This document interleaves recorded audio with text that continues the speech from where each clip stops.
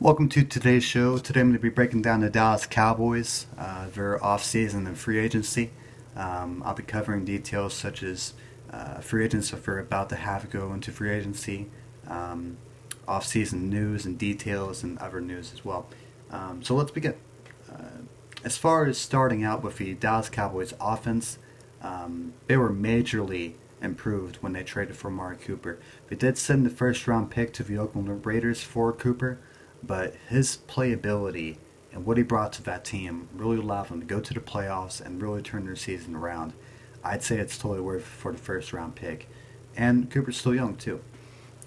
At the quarterback position, of course, you have Dak Prescott. Backups are Cooper Rush and Mike White.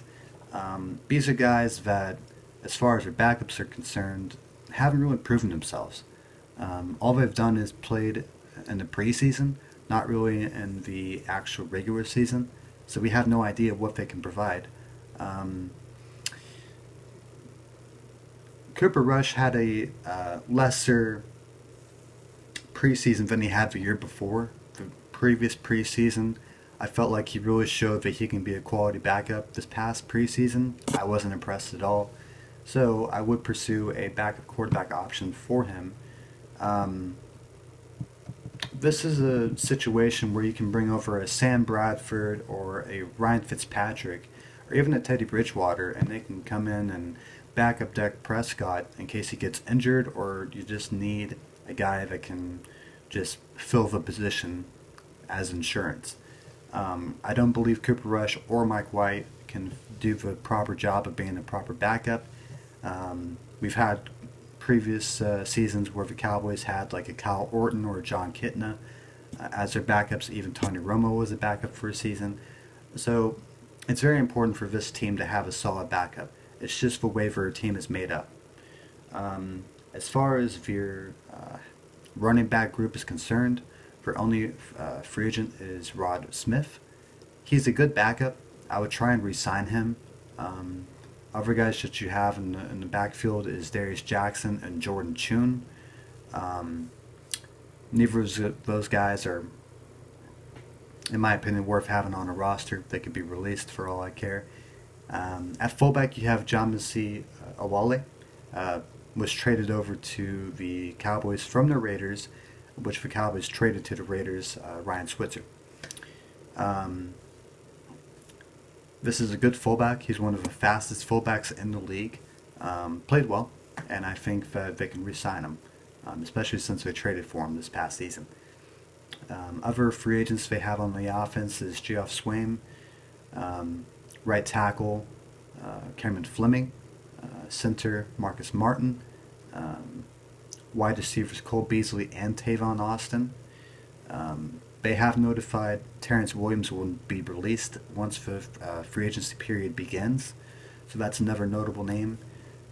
As far as the rest of the offense is concerned, I would re-sign Cameron Fleming. He's formerly of the Patriots, and I think he can definitely be a great backup swing tackle and come in and start if you need him to. As far as Cole Beasley, I don't see him with any other team. He's probably a Cowboy for life.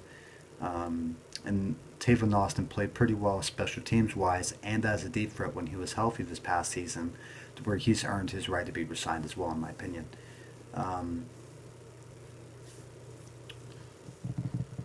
As far as the defensive side of their football team, other free agents are DeMarcus Lawrence, defensive tackle Coron Reed, defensive tackle / defensive end / linebacker Dayton Jones, linebackers Damian Wilson and Justin Marsh-Leard. As far as the defensive side, the only guy that I would re-sign is DeMarcus Lawrence. They have had in their news recently that the team and DeMarcus Lawrence are working on a long-term extension. It should be completed within the next few weeks. As far as their special teams is concerned, for long-time long snapper LP Ledesor will be becoming a free agent. It's possible for him to retire since he's close to 38 years old at this point, and they'll probably get a younger long snapper, such as a Matt Overton or someone else. They also have David Irving, the defensive tackle slash defensive end. This guy has many issues off the field, but when he's on the field, he's very good. He was suspended again this past season for 14 games. When he played in 2 games, he had good numbers. He only had 1 sack, but for a defensive tackle in 2 games, it's pretty darn good. You also have Travis Frederick, the center, coming back to the team after his year-long illness. It's not clear whether or not he's going to be the same player. I think he will be. It's just an illness, but there's no guarantees, of course. As far as this team is concerned, a wide receiver there is Allen Hurns had a very poor year after spending time with Jacksonville Jaguars as a key contributor. This is a guy that I believe will have a bounce back year, even though he got injured in the playoffs with a foot injury. Especially with Terrence Williams going away, it's very possible that Allen Hurns becomes the new Terrence Williams, if you will, of this team. This is a team that is also bringing back Jason Witten from the booth back to the team because he misses playing for the Cowboys so much. And since that's the case for tight end, you no longer have to worry about getting somebody in free agency or the draft. The fact that you can bring back a Jason Witten for at least 1 more year allows you to have solid depth and positions for your tight end group, and Jason Witten is a Hall of Famer, so you can't get better than that. As far as linebacker, Damian Wilson and Justin Marsh-Leard did not do a great job at all. You also have Sean Lee, who has been pushed out of the lineup due to rookie Leighton Vander Esch, who played very well, much like a Brian Urlacher type player. The only way I see Sean Lee returning to the team is if he goes back to that left outside linebacker spot where Damian Wilson was playing. I strongly felt like Sean Lee should have been on the field at Damian Wilson's position this whole year, and it would have allowed you to have a Sean Lee, Jalen Smith, Leighton Vander Esch kind of group, which would have been probably the best linebacker group in the NFL if they did that. They decided to have Sean Lee be a mentor to Leighton Vander Esch, which is still fine. They made the playoffs and all that, but I think they still could have done better with their options. So yes, if they want to bring back Sean Lee, it's probably because they want to move him onto the opposite side on that linebacker group and make him more of a contributor on the team. The Cowboys are very close to being a Super Bowl team. It's very hard to pick where exactly this team needs to improve. Before Jason Witten came back to the team, tight end was a huge, glaring need, but it's not anymore.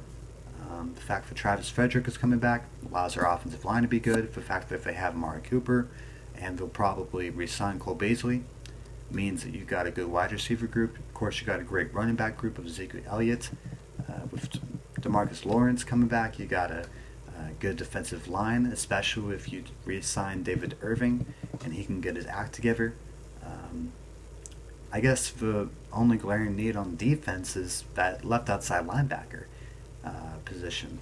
And if you want to pursue linebackers in free agency, if you want to let Sean Lee go, since he does have an injury history and he's getting older, you can go for an outside linebacker and guys such as KJ Wright,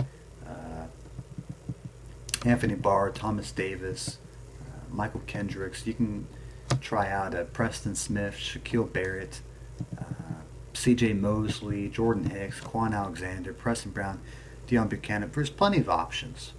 But I think the best option for this team is to re-sign Sean Lee to a lesser contract, renegotiate that contract where it's not hurting the team and it's working for both parties, so that way he can stay a Cowboy. And I think Sean Lee is one of the better linebackers in the NFL as long as he's able to stay healthy. But the issue is, of course, him staying healthy. I think this team is just a few players away from the Super Bowl, but I think the most glaring need, if we want to pinpoint it, is for kicker. Brett Meyer did have a 60-plus yard field goal this past season, which was great, but he's highly inaccurate. He reminds me a lot of Nick Folk, in which he was very inaccurate, and it made you cringe every time he had to do a game-winning kick because you weren't confident in him. And as a kicker, you can't have it. You got to have a guy that will for sure get those game winners for you. Word on the street is Dan Bailey will be a free agent this year, but released him due to a groin injury, which I thought was a huge mistake. You can at least bring back Dan Bailey, and you can go back to how it was, and you can have a solid kicker at that point. And besides that, I think that's it for the Cowboys. Like I said, it's a very good team, a very playoff team this past year, and I think they'll be a playoff team again this year, even if they did nothing else besides have Jason Witten come back. Thank you for listening, and we look forward to watching what unfolds.